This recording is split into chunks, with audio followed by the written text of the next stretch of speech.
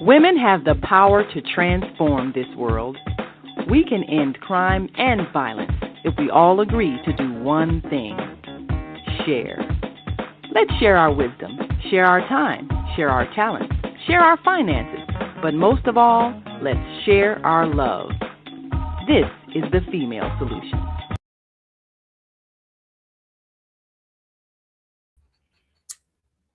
Good evening. I'm Chinta Strausberg, producer and host of On the Case.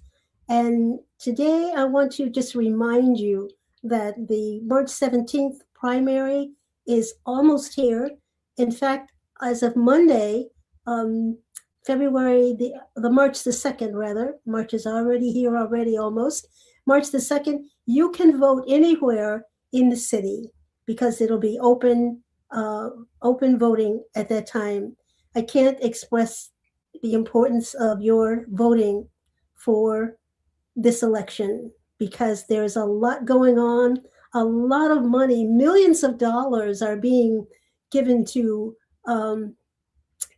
this cryptocurrency industry, which has targeted Representative LaShawn Ford, who's running for the Congress position in the 7th Congressional District, because Congressman Danny K. Davis is retiring after 15 terms. So it's important. I just can't stress enough. Every vote counts. Don't let anyone tell you your vote doesn't count, because it does. All right. Well, we're going to take a break. We'll be back with more of On the Case right after this.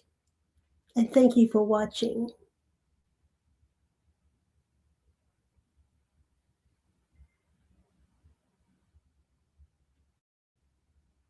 So until then, I'm just going to keep reminding you to vote. Vote, vote, vote. Please, you know what Mayor Washington used to tell us, come by 10? Well, that's what I want you to do, is to come by 10. Take 10 people to the polls.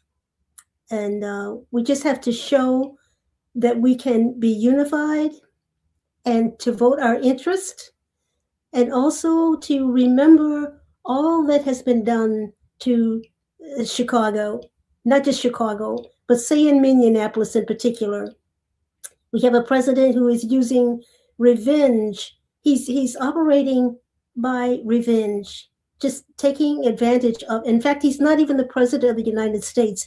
He is the president of the Republicans, the Republican states, the red states. Well, if we're a blue state, like Illinois is, and others, then you're just not going to get what you're not going to get all the benefits. You're not going to get the benefits from your taxes that you pay, your hard-earned taxes. And that's another thing, because Trump is using or misusing our tax dollars, because he is filing frivolous lawsuits in cases where, because of his executive orders, which are illegal, most of them are illegal. And then when people file suit against them, then it is then he files an appeal, and he's clogging up the courts, and he's doing it deliberately. He did that when he was on trial.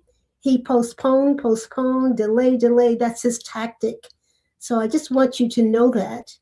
And it's just it's heartbreaking to know that we live in a nation that is controlled by a man who he has a mental problem. I mean, no one does that, and no one tells them to their law enforcement people to kill people, to it's okay to shoot them and not apologize. It's just amazing that we're living in a time where we have a president where injustices is coming from the White House. The White House is supposed to be our protection. Our Department of Justice Department is supposed to be fighting for us, not fighting against us. And that's what this Department of Justice is doing. It is fighting against us. So there's really no place to go if you are in need of relief from civil rights violations. You cannot depend on the Department of Justice. So today I'm going to have a guest on, Representative LaShawn Ford. He is running for the 7th Congressional District. As I said before, that Congressman Danny K. Davis is retiring. We love him, but he's just retiring. And he chose Representative LaShawn Ford from the 8th Congressional District because he has worked with him for years. They have the same mindset. They have the same social justice agenda. So that is why Congressman Davis chose LaShawn Ford, who is a very great person. And I say that from my heart and experience, because I worked for him for years. And he is a role model for our children. He is a legislator who has introduced legislation like you've seen these stories, horrible stories about people who the squatters who enter your home illegally and then get a light bill or a gas bill and move into your house. And there was nothing you can do about it until Sean Ford came along and said, wait a minute, this is going to stop. So he got a bill passed, and he is fine-tuning that because he's putting on another amendment to his own bill that will prevent people from more easily getting into your house, because he's putting in a code. His homeowners will have to put a code onto their utilities so that when squatters come in and they say, turn on my light or my gas at such and such address, they have to have the code. And of course, squatters will not have the code. So I commend Representative LaShawn Ford for taking that bill one more step, because it's amazing how people can just do this to you. And here you work all these years and pay down payments on homes, and then somebody off the street, a homeless person, just move into your house and take possession of it. And there was nothing before the law could do to get them out. So congratulations to Representative LaShawn Ford. Right. You may notice that I'm not at my home. I'm at Maima Latif's home. And so it's kind of different, but because I rely on her. I rely on her a lot, and I commend her for this podcast. Women need to stick together. And there are more women voters than there are men voters, by the way. So I'm hoping that all women will remember the murder of Renee Good and Alex Pretty in Minneapolis. I still have visions of that scene where Jonathan Ross, he's the one who shot and killed Renee Good. And she didn't say anything. In fact, her last words, she was commending him. She says, I'm not mad at you. And then she drove around him. But then he claimed that he falsely claimed, and they lie so much, that she was running into him. She was not. She was turning the car the other way. And for whatever reason, he called her the B word and then started shooting, and he killed her. I think she was shot 5 times.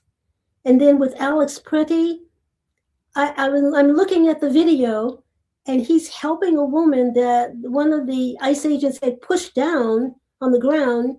And from there, they just took over and shot him 10 times in 5 seconds. Who does that? So we have a president who has declared war on his own people. But then he doesn't think immigrants are people, or anyone who's brown, because I know this one lady who's an elected official, and she's an African American, but she's light skinned, and they were harassing her, and she pulled out her badge, because she's an elected official, and she cussed them out and said, don't you know Black people from immigrants, and why are you doing this anyway? So, and it's important too for you to know your rights. If you are stopped, I don't care if you're African American or Latino, whatever, you don't have to answer them. And you can just say, what is your name? What is your badge number? Why are you stopping me?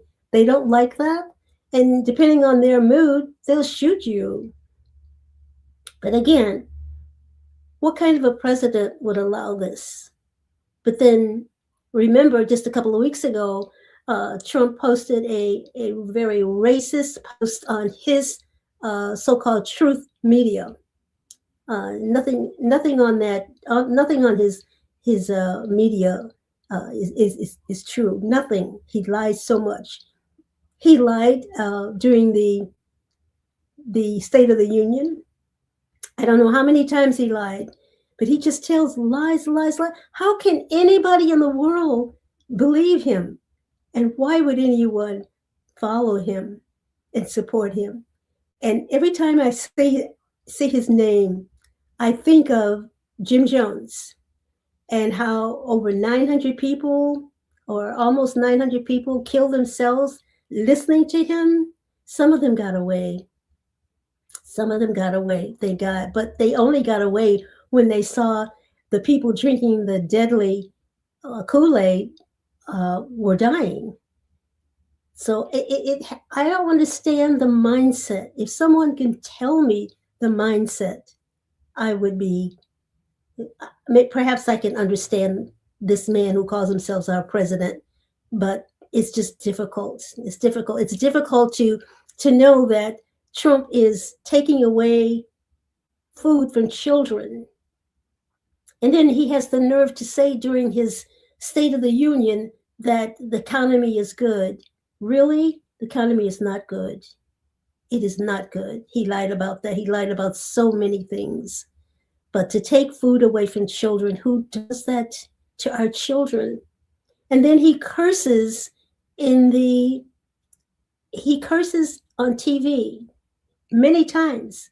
And I wonder what our children are thinking about when they hear and see the president of the United States cursing publicly. Are they saying, okay, if he can do it, I can do it too? We are in a very dark place in our history. And that's why I keep saying, you must vote. You must vote.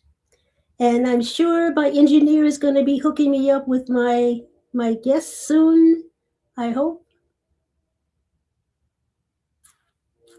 Okay, so we'll just keep on talking because I want you to hear and see Representative LaShawn Ford. Okay, we are going to take a break, and when we come back, we're going to have my guest who will be Representative Danny Davis and Representative LaShawn Ford. We're going to take a break, and we'll be back with more of On the Case right after this.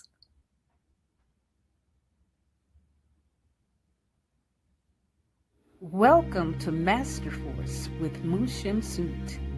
Join us each week on Thursdays at 7 a.m. Central, live on Facebook and YouTube on the Female Solution page, as we dive into powerful topics designed to assist you in mastering your life force. Our conversations feature a diverse lineup of experts, all dedicated to your growth. Tune in weekly to discover new ways to elevate your spirit and raise your vibration. And remember, we are ascending.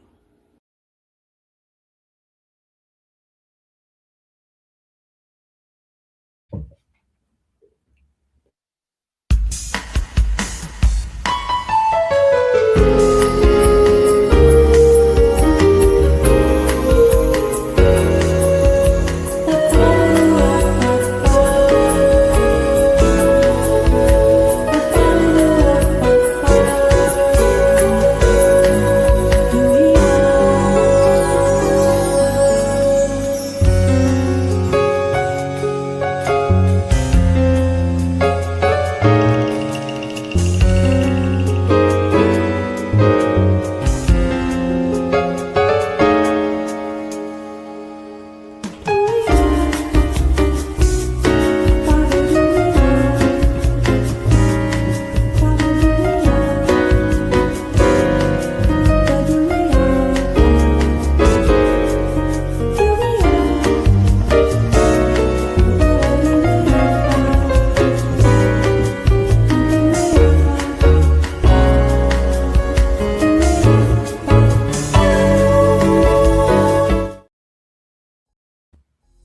and love.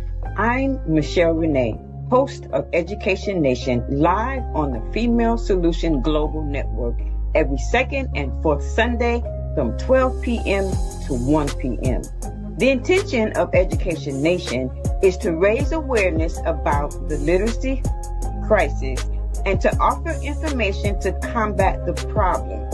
The goal is to awaken an army of reading coaches and mentors. You will experience guests who are doing their part in the community to ensure youth in their circles are reading and thinking critically. I look forward to serving you in this capacity.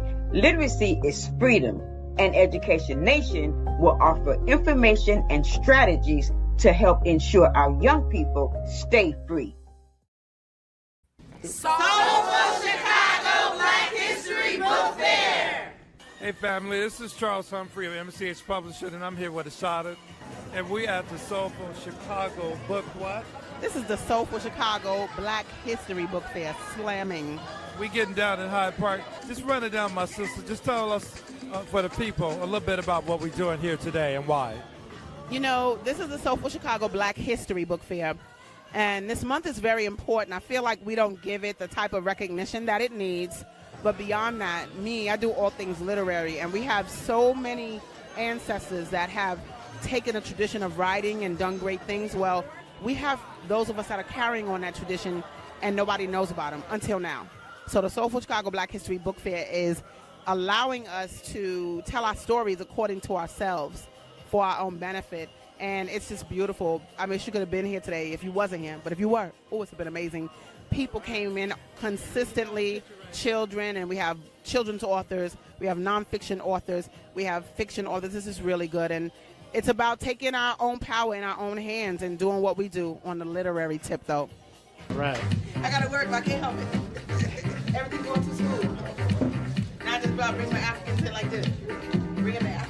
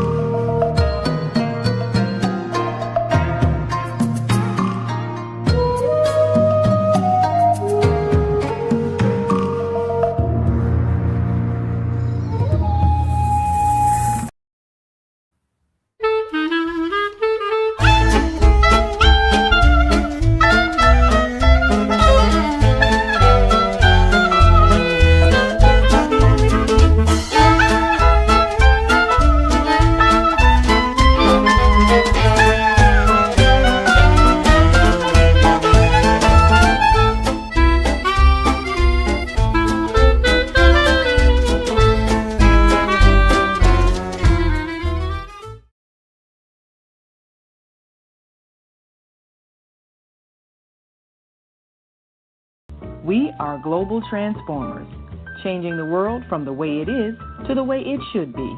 We are one. Wherever we live on this earth, we are one human family. On behalf of our team of radio hosts, I'd like to extend a greeting to all the members of our family, whenever and wherever you may be listening around the world. To our family in China, Ni Hao. In India, Namaste. In Japan, Konnichiwa. In Korea, Annyeonghaseyo.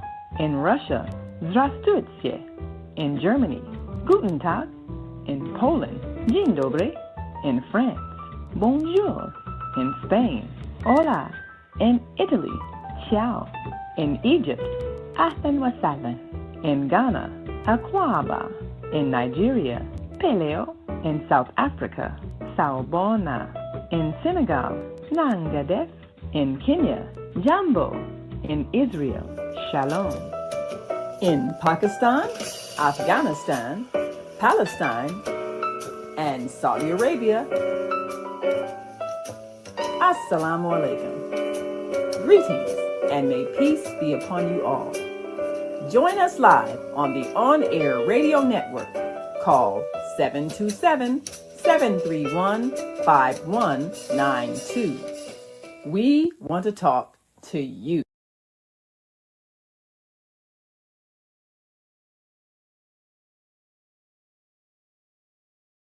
Okay, we're back. I'm Chinta Strausberg, producer and host of On the Case.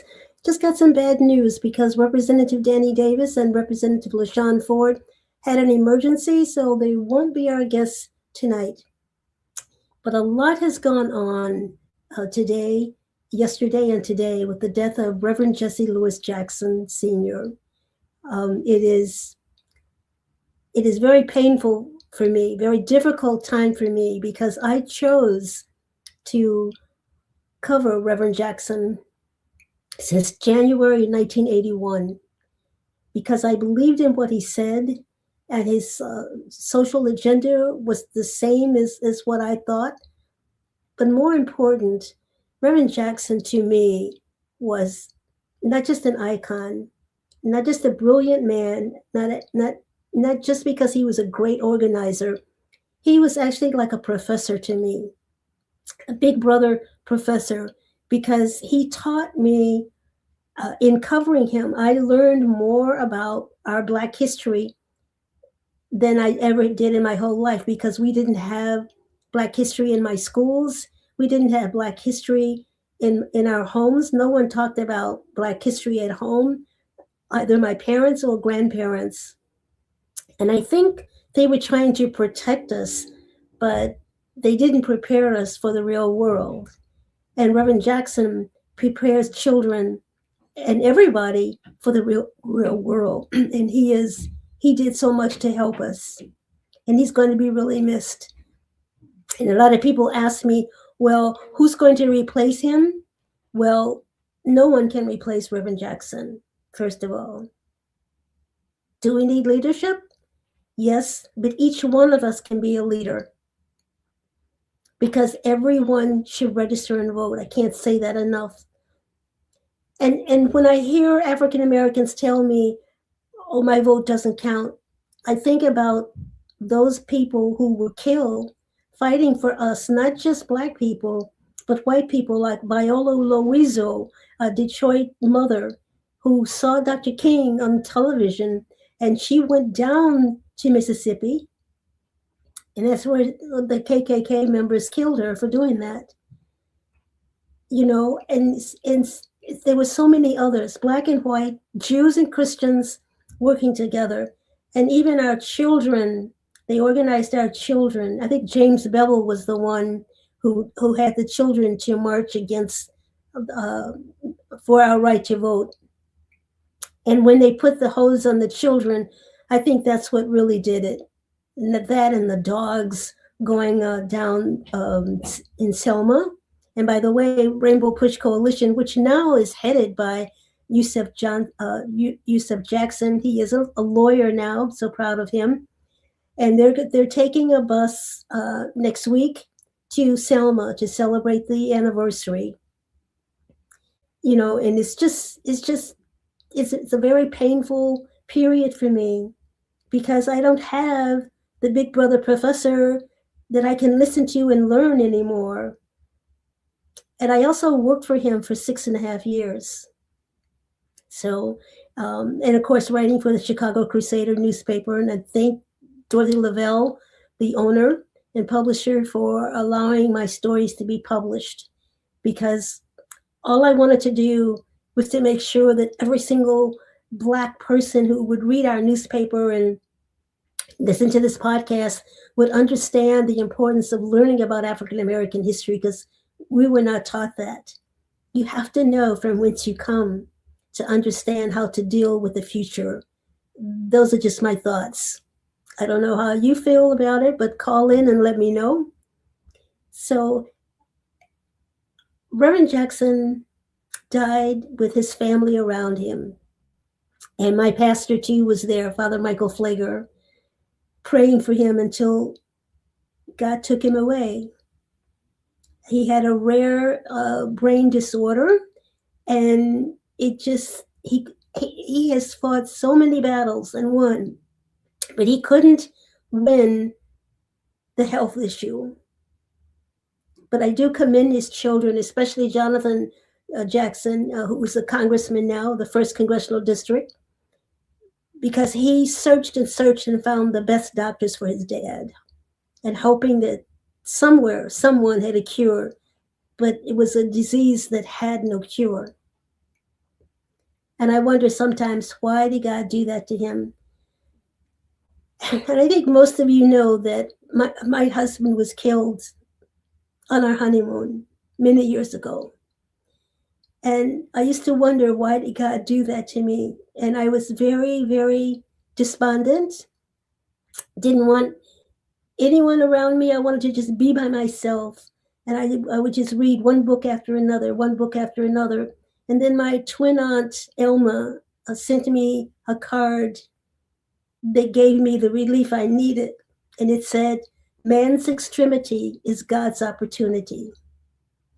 And so maybe Reverend Jackson had gone to the extreme where it was time for him to go home. He was trapped in a body that was he was not able to do what I saw him so many times to do. He couldn't march anymore. He couldn't walk anymore. And he couldn't talk anymore. And I missed him saying, I am somebody. That mantra will be forever echoed. I am somebody. And he made children believe it. He made adults believe it as well. And I'm just going to miss him very much. I would love to hear your comments on Reverend Jackson and what he meant.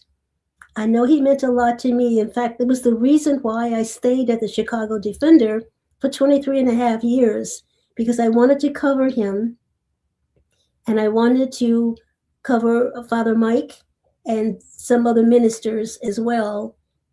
And I turned down a lot of good jobs.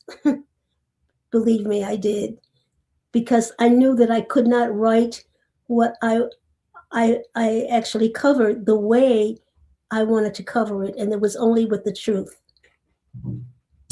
So I'm just very, very sad about Reverend Jackson dying. He's going to be missed. He's going to be missed. I'm still going to cover Rainbow Push Coalition, because I believe that he planted the seeds. He left us a formula, and his children are following that formula, especially Yusuf Jackson, who is the COO of the Rainbow Push Coalition. We need that organization. And the membership is only $35. That's if you're an adult. But if you're a student and a senior, it's only $15. You just go to www.rainbowpush.org, and then you can sign up. I remember one time we were I was in a staff meeting with Reverend Jackson, and he challenged us to take out 12 memberships. And so I did, to myself. And then, so I have a membership until the year 2032. I may not even be alive by then, but I did. I also took out for my little precious niece, Maya, and my cousin, Ryan, as well. So we're going to take a break. We'll be back with more of On the Case right after this. Don't forget to vote.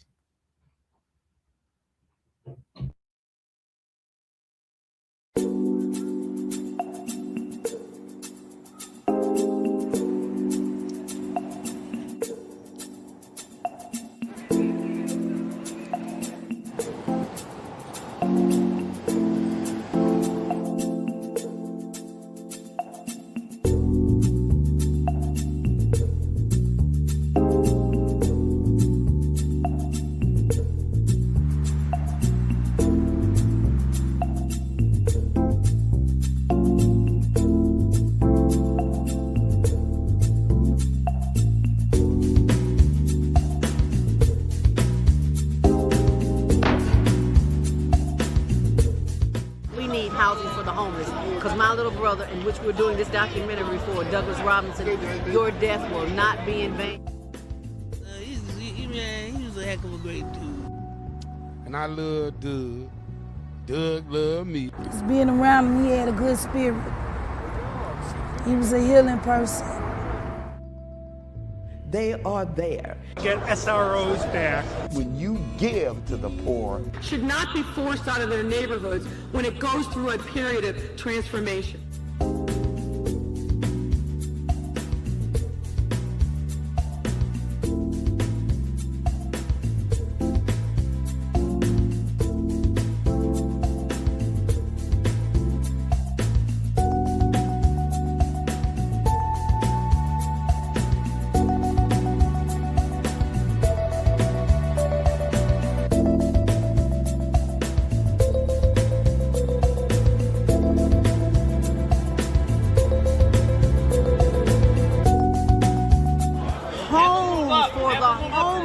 Because there are too many people who are losing their homes to taxes because they can't pay a $1,000 tax bill.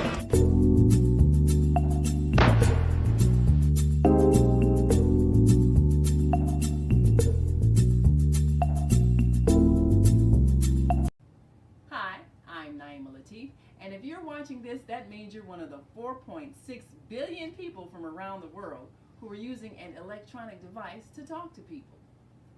In these times, people are using the internet to talk to everybody. Friends, neighbors, family members, co-workers. People are on their cell phones and computers all day long. Now, if you're in business, that is great news. That means you can sell your products and services all day long and never have to leave your home. All you need is a media connection, somebody to connect you to an audience. And that's why I'm talking to you today. We produce programs, and our audience members are people who shop. They buy clothes, food, beauty supplies, cleaning supplies, home repair, transportation services, child care services. Whatever you're selling, they need to buy it. We're your media connection. Just follow this link, and tomorrow you can sit back and relax at home while your business is making you money. It does not cost to live. The earth gives us everything we need for absolutely free. So why are we paying? Because we haven't learned to simply share. With service, you can get everything you need without spending any money, and you'll live life abundantly. Service. Sharing Earth's resources, voluntarily implementing creative exchange. Start living the good life now. Go to www.theserviceonline.org. Leaders of nonprofits empowering worlds. Let's go. But the vision that God gave me, I felt that it was time for me to step out and work on the vision that God gave me. We need look no further. We have a unique voice. We have a unique talent pool.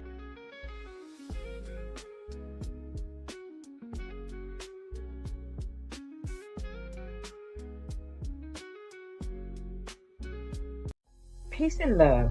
I'm Michelle Renee, host of Education Nation, live on the Female Solution Global Network every second and fourth Sunday from 12 p.m. to 1 p.m. The intention of Education Nation is to raise awareness about the literacy crisis and to offer information to combat the problem. The goal is to awaken an army of reading coaches and mentors. You will experience guests who are doing their part in the community to ensure youth in their circles are reading and thinking critically. I look forward to serving you in this capacity. Literacy is freedom, and Education Nation will offer information and strategies to help ensure our young people stay free. We're back. I'm Chinta Strausberg, producer and host of On the Case. And I'm hoping to be joined by Naima Latif, who owns the Female Solution Network, very shortly. But I like the commercials about the books, because one of the things that Reverend Jackson used to tell us all the time in our staff meetings, that we have to learn to read more.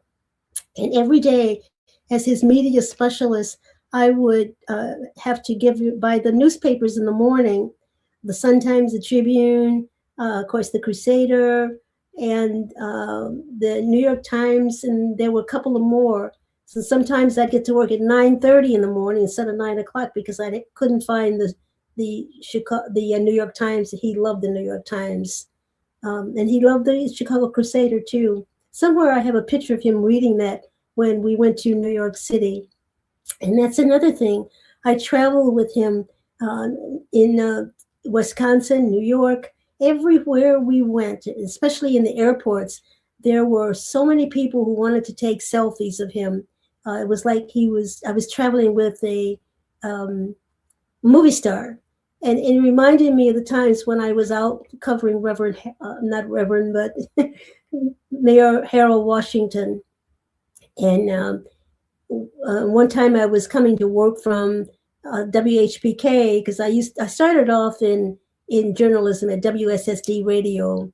I was at a hospital where I was the proofreader copy editor, and I had 6 employees, and a couple of them just kept giving me a hard way to go, because I made everything that came out of that department had to be accurate, and they would always make the same mistake, thinking I would let it go. So I started looking for another job, and I ran across this ad in the Hyde Park Herald, and it said we wanted a news announcer. I was a writer to myself, but I didn't have any experience. So I went. I was bored one day. I went, and so when I walked in there, and they gave me copy to read on air, and after I read that, they said, "You're on in 5 minutes." I went, "What? I don't have any news." And they said, "You think of something." So from that is why I went into journalism for real. And the Chicago Defender spotted my work, because not only did they give me, I had to do the hourly news, but they also gave me a health spot for 5 minutes. And then also I had to, they gave me a weekly talk show, politics, of course. And that's where I met Mayor Washington and Senator Newhouse and just everybody, activists as well. That, what is his name? Bull Jive Taylor. Oh, I'll never forget him. I went to a meeting where they got into a fight once. I went, "Oh my God, this is Chicago politics."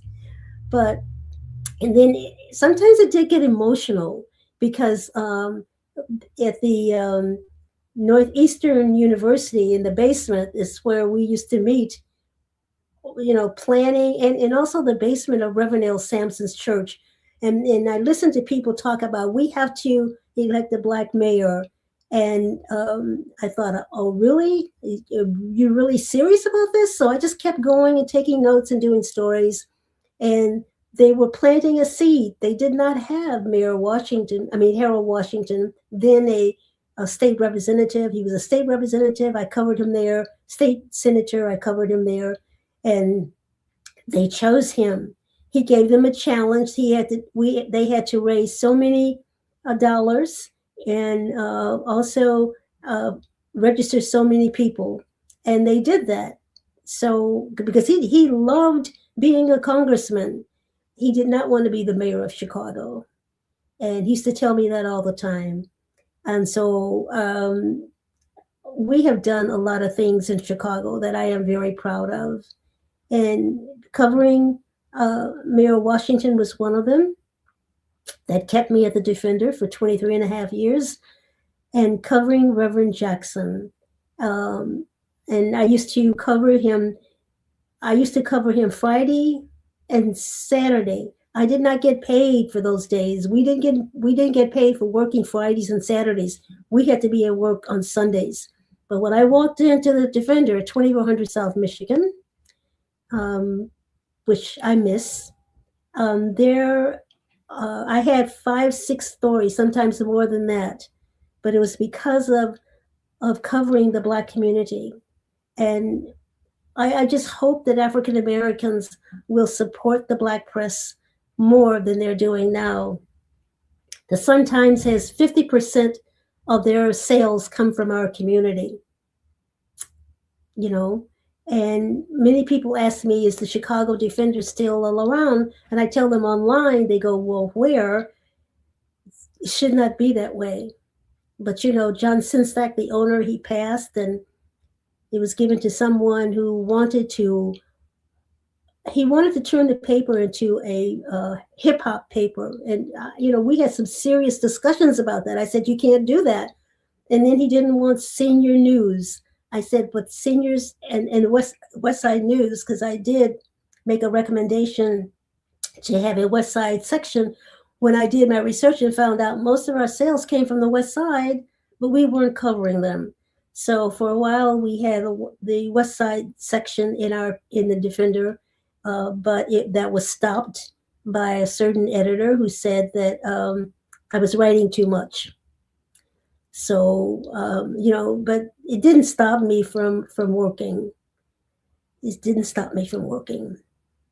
And I do so want you to support the Black press. I can't emphasize that enough. All right, we're going to take another break. We'll be back with more of On the Case right after these messages. But don't forget to register and vote, please. Your vote does count. Keep hope alive.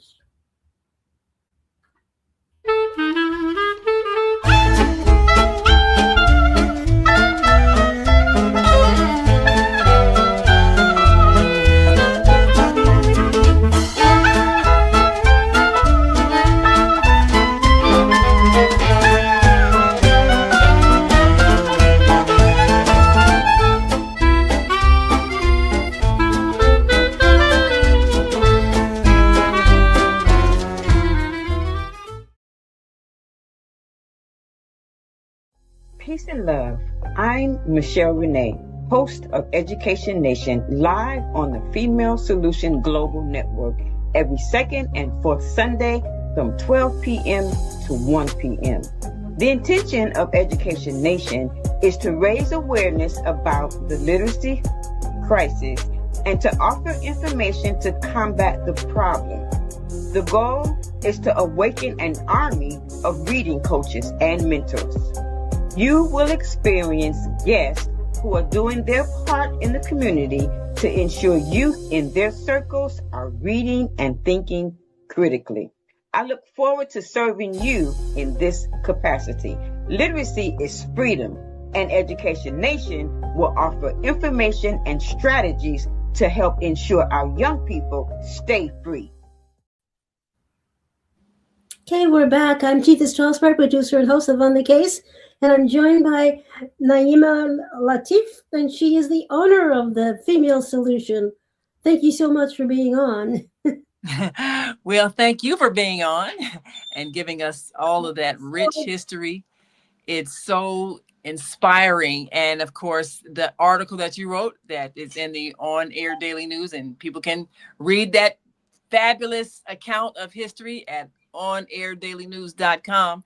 But you've given a whole lot of insight, especially one who has worked with Reverend Jackson and traveled with Reverend Jackson. And as you can see from the article, you have a vast knowledge of the history, not only of his involvement in the civil rights struggle, but just the history of Chicago. And I remember years when almost the only name you'd see in the Chicago Defender was Chinta Strausberg. It's like you wrote that whole paper. Because, I mean, you'd be from one side of town to the next, and they'd have like 10 stories off by Chinta Strausberg, 10 different things. I don't know how you did it. I still don't know how you do it. But some kind of way, the whole city of Chicago was covered by the work you did and filled that paper and kept us informed. And I covered riding the bus most of those years because I didn't have a car for a long time too. You was on the bus. I'm like, how the heck is she doing this? And you know, one time I was going back from a press conference on the bus, and this this bus driver, African-American bus driver, just didn't like me. And he started fussing at me. And I said, you know, you don't have a right to say that to me. He said, get off my bus. And I said, what? And so I said, I'm not getting off the bus. He called the police on me. And the police came and he said, what's wrong? I said, I think he's crazy because he told me to get off the bus and I didn't do anything to him. He says, well, you have to get off the bus. He did not know that I knew Cardilli, who was the president of CTA at the time. Ooh. I called him on his cell phone. I haven't seen him today. He was fired. Oh, that was very upsetting to me. Know who y'all messing with? I didn't want to get him fired, but he had no right to kick me off the bus. He needed to be fired. Don't feel bad. He needed to be fired. You don't do that to people. You know that's I'm sure that's illegal. And you could have sued the bus company for a whole lot of money. So I'm sure they're grateful that you didn't do what you could have done to him and the bus company for that. No, I wasn't going to sue him. He was a jerk.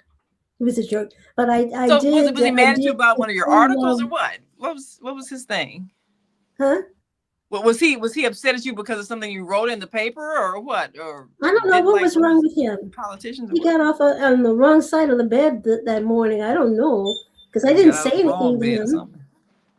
I guess he just didn't like the way I look. I don't know. But anyway, is just insane. But you never know. You never know who people are affiliated with and you know, I was talking to what someone, politician may not like you. You never know.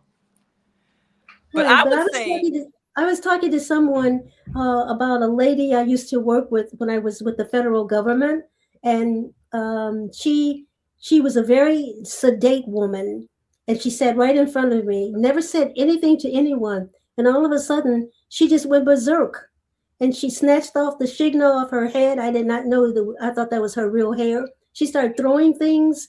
So I am very careful about talking to people and saying the right things, especially when I sense that they're not mentally stable. And I can pick that up. I am very good at picking that up. And and I have run into a lot of people who are not mentally stable. So it's important to recognize those signs so that you won't say something to make them snap. And I found out later that particular woman's husband, she and her husband had bought a new home, and she found out he was cheating on her. Oh. So while she was working, she must have thought about something, and she just went berserk. That happens, and that is a very critical thing to be able to assess when someone is not in their right mind, especially if you have to be on public transportation, because that means you're going to be encountering a lot of the public and a lot of people who go back and forth on these trains and buses. They're at the very edge and about to snap. You know, and there things in Chicago. This is a very tense city, and I know that you have seen a lot of events, even with protest marches and things like that. Violence breaks out, even in the best of things, and I've seen even in peaceful demonstrations, somebody will do some strange thing and set off the crowd. That's why even activists who plan these marches and demonstrations, they have to be careful of the people that they allow to participate, because you can't have somebody that's mentally unstable doing these kinds of activities, because they could set off a riot.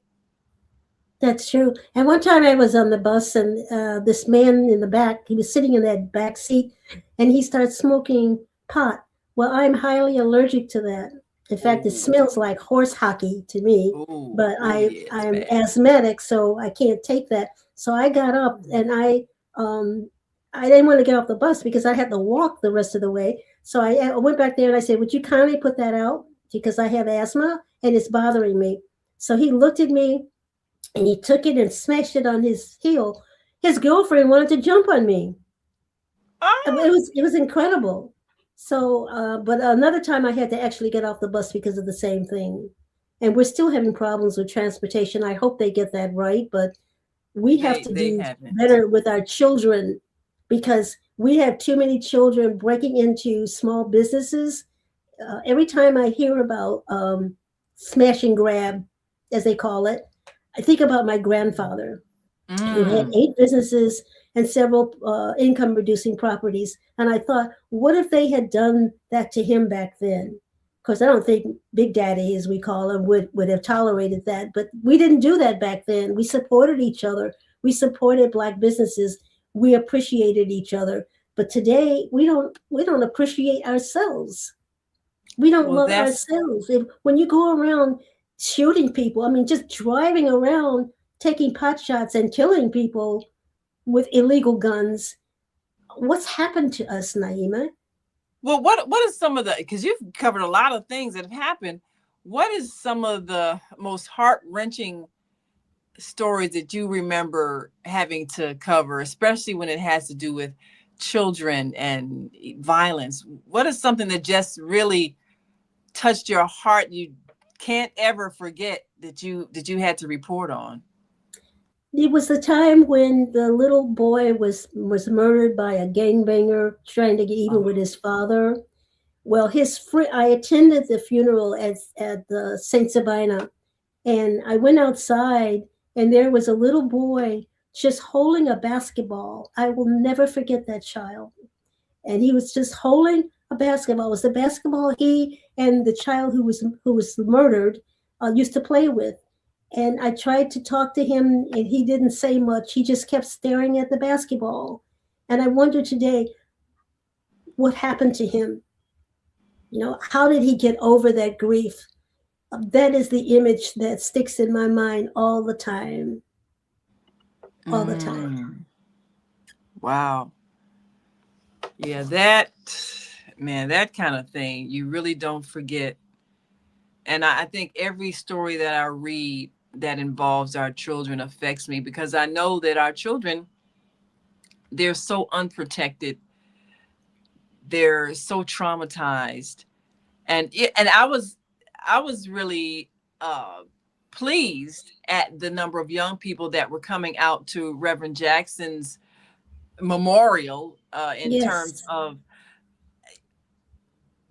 young people that really weren't around for a lot of the history that happened, but yet they were there because he's touched their lives in many ways. And I was glad to find out there was a teacher that was out there. She brought 60 students, and we reported it in the on-air daily news, her interview where she talked about she wanted young people to understand where they came from. She teaches at a multilingual elementary school. And one of the things that struck me was the fact that this was a charter school that the CPS is planning to close at the end of the year. And sometimes the places where the teachers have the greatest consciousness about things like politics and history and social studies, the things that students need to be learning, sometimes those are the teachers that get the less support. The schools that get less support, the ones that are really teaching real lessons. And so it's unfortunate that as hardworking as she is as a student, as a teacher, that her school isn't going to be able to continue, because we have a lot of schools that really should be taking their students to push. I mean, I can understand you may not want to, view a body, but all those years that Reverend Jackson having the Saturday morning forums, I've taken groups of students there, and a lot more schools can be more involved, I think, in the future, because they need to be able to make the mental connection between where we are and what we've overcome, and the privileges that they have now, the services that they have now, the things that were fought for and won. They need to have more appreciation of that. And so I'm hoping that with the Push Excel program, that they continue the Black college tours and the scholarship program and all the things that Reverend Jackson initiated that really transformed this city and, gave a lot of students hope. And of course, there was the annual Rainbow Push King Breakfast, which is a scholarship program. And I'm really hoping that all of the politicians and everybody that hung around Push wanting to be seen by Reverend Jackson, I hope they continue their support and their financial contributions, because this is how young people's lives are going to change. And this is how it's going to make a difference in the future. They need to see, we talk about keep hope alive. They need to see that there is a better world awaiting them that they can participate in. So I hope they continue to be involved. I hope all the elected officials who show up at the King Breakfast so they can get endorsements, I hope they continue to get involved and stay involved so that they can make a difference in these young lives. Absolutely. And we need to keep that organization alive as well. I know I'm working on a story, several stories about people who, because they met and they were under the leadership of Reverend Jackson, one is going to be a lawyer in a couple of months, and the other is just blossomed because Reverend Jackson gave them hope. He gave them hope. He gave them hope. Hope. Direction, a blueprint to follow, and we have to follow that. And it's in his blueprint. It's a continuation of his mentor, Reverend Dr. King. So yes, we have a blueprint, and we have to follow it if we want to survive. Yes, we do. Yes, we do.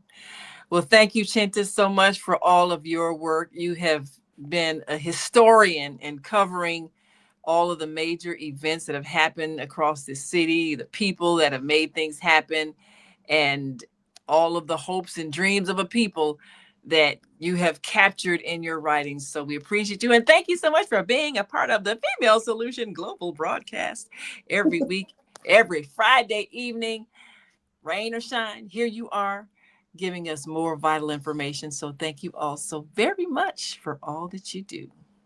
Keep hope alive. Keep hope alive. And we'll see you all next week. And of course, come on back tomorrow at 12 noon for another edition of the Teen, Tweens, and Tots Talent Contest with Zelda. And until that time, keep hope alive. Keep hope alive.